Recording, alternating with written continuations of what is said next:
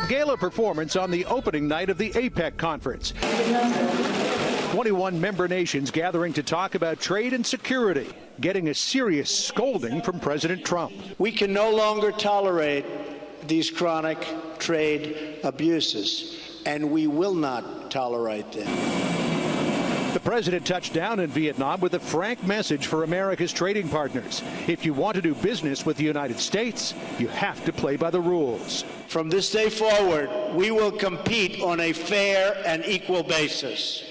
We are not going to let the United States be taken advantage of anymore. I am always going to put America first, the same way that I expect all of you in this room to put your countries first. The message was clearly aimed at China, but also includes other East Asian nations, even Canada and Mexico, all of whom the U.S. runs a significant trade deficit with.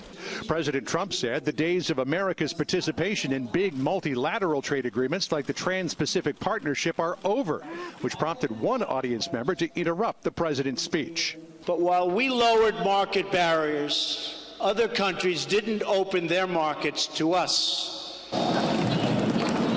Funny. They must have been one of the beneficiaries.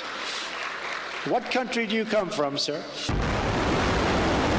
President Trump also kept up the drumbeat on North Korean nukes, urging APEC nations to band together against the threat and not allow Kim Jong-un to jeopardize their hard-fought economic gains. Every single step the North Korean regime takes toward more weapons is a step it takes into greater and greater danger. The future of this region and its beautiful people must not be held hostage to a dictator's twisted fantasies of violent conquest and nuclear blackmail. After months of rejecting diplomacy with North Korea as useless, President Trump cracked the door to negotiation open ever so slightly during his visit to Japan. On the way to Vietnam, Secretary of State Rex Tillerson opened it a little wider, telling reporters he can envision having preliminary talks with the North about a way to get to the negotiating table. At the United Nations, North Korean officials continued to blame the U.S. for the crisis. Owing to the extreme hostile policy and the nuclear threat of the U.S. towards the DPRK, the situation of the Korean Peninsula is on the brink of a nuclear war. One thing that likely won't happen at APEC, a formal meeting between President Trump and Russia's Vladimir Putin. The two shook hands at the opening ceremony, but White House officials say there isn't enough to talk about to warrant a full bilateral.